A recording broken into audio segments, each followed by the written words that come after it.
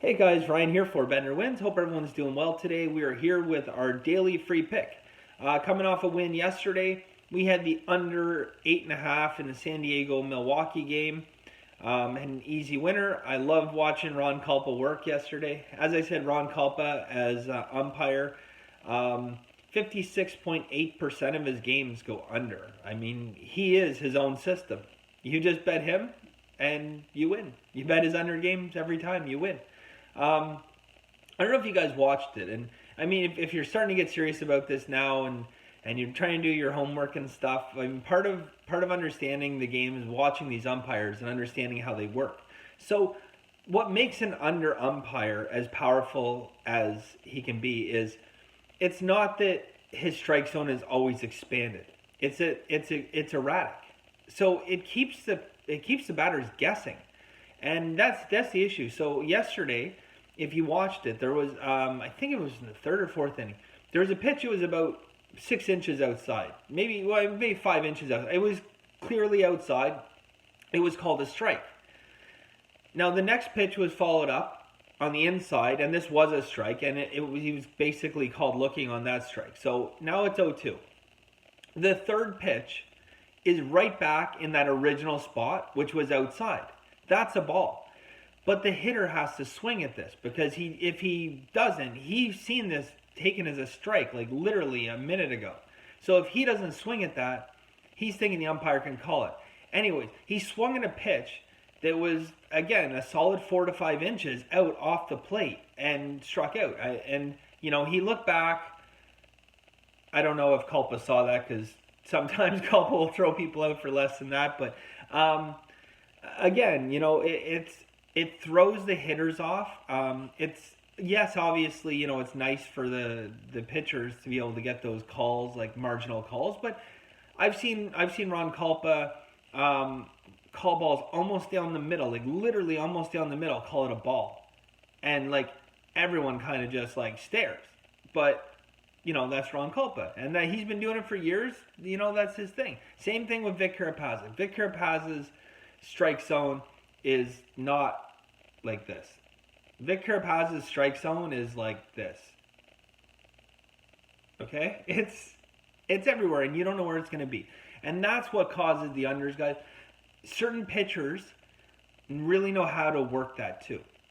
So when you have that combination of a pitcher that knows how to work, an under umpire knows how to mix in that predictability, knows with it when they get one of those calls outside to go back and work that area and try and get that batter to guess. Because again, like I said, guys, it's psychology. The batter's looking at this and saying, okay, well, that's his strike zone. He's determined that is his strike zone. He called it a strike.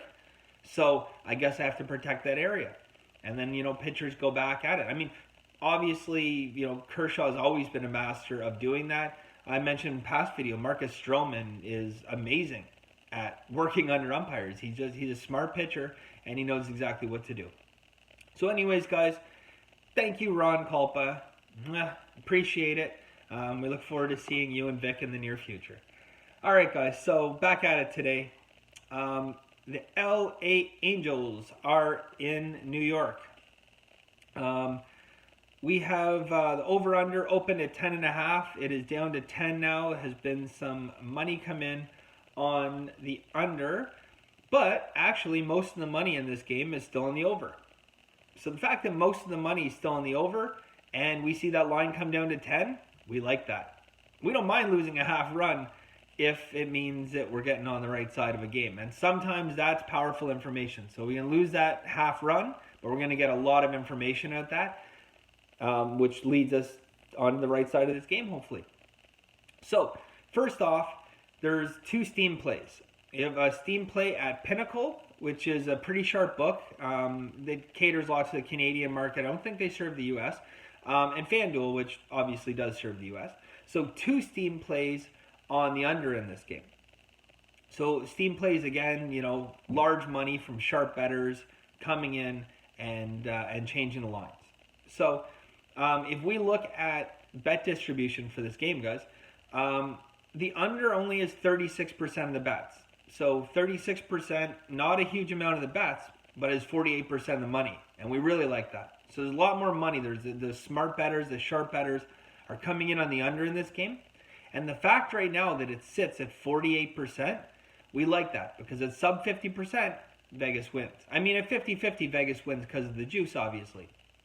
But keeping that at that 36 and 48, I mean, if it drifts up over, it drifts up over. Nothing we can do about that. Hopefully with the money we all put down on it, it's going to drift up over. But anyways, guys, we like that because as it stands right now, Vegas wins. I think either way, Vegas has to stand pat on 10.5. With the Yankees, number one offensively, they can't go to 9.5. So I think at 10, they're pretty much stuck.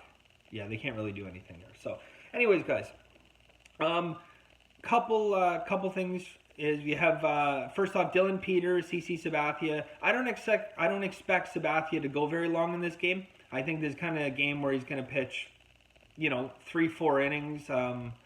I could be wrong. I don't see them letting him go any longer than that. And Peters, he's come off a few rocky starts.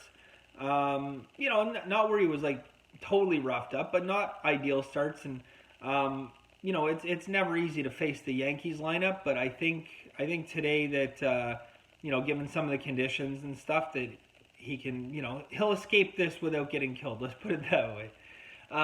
Umpire tonight is Doug Eddings.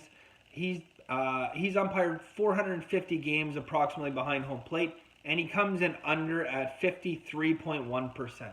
So he's not exactly what I would call an under umpire. Like if you bet every one of his games, you'd be up moderately. So, I guess you'd call him an under ump, but, he's not putting up those 56, 57% unders like Vic or Ron. But anyways, we like that. I mean, that's something we want to confirm. If we had, Adrian Johnson or one of those other guys who's like a major over umpire, we would definitely think twice about this. But this kind of just backs up our theory, guys. And a lot of times what we're doing is when we're analyzing games, we're looking to eliminate games.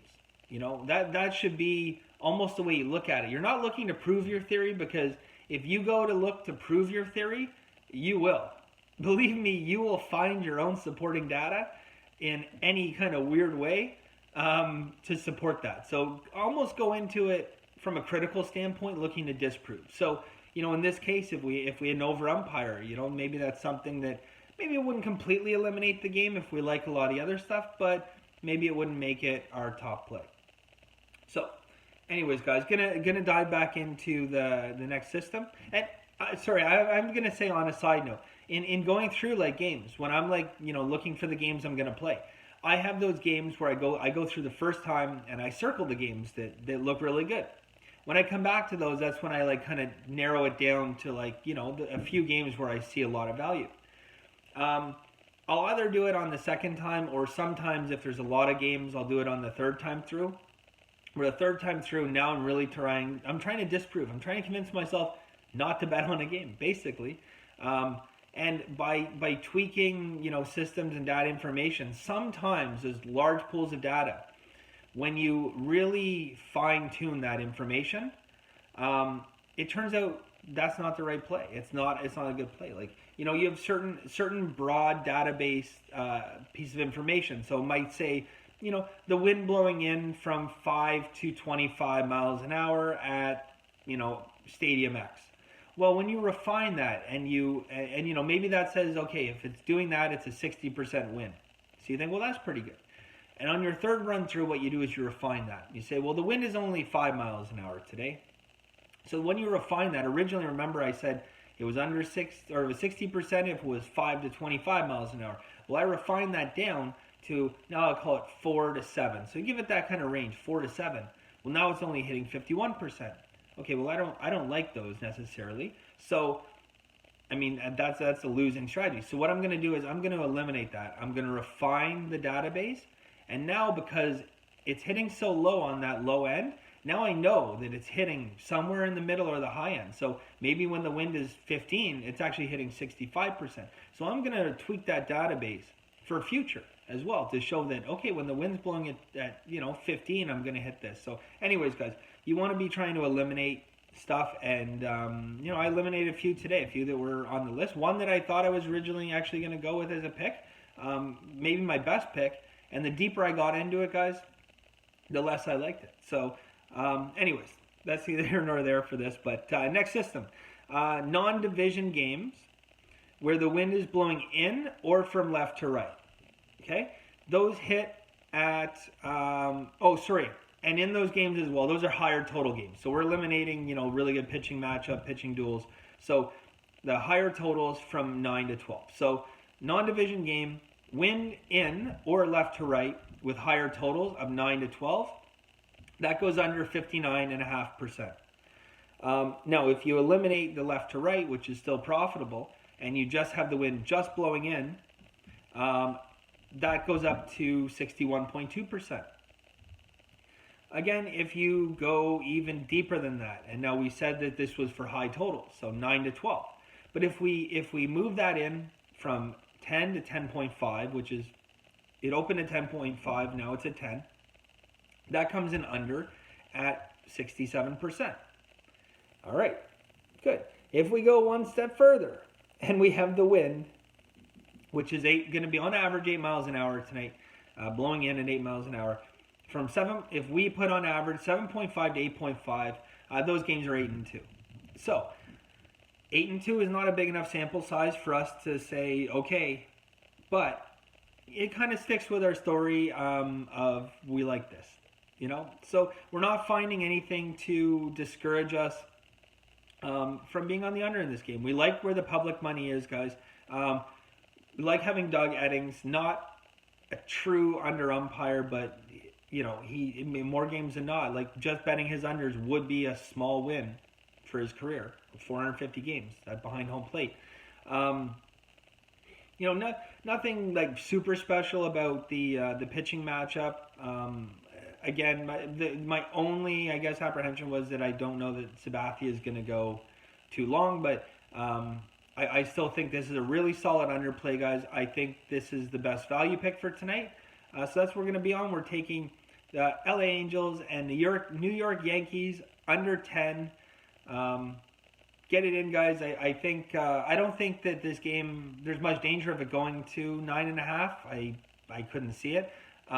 But I think the juice could increase. Like I think you could start to see minus 115, minus 120, right up to minus 130 possibly. They'll just keep bumping the juice. They won't change the total, because if they change the total to 9.5, they just won't do it. Anyways, guys, that's it for today. Once again, really appreciate the comments and the feedback. If you guys could leave a like, it really does help us grow. And that's pretty much it, guys. So thank you very much, and as always, have a very lucky day.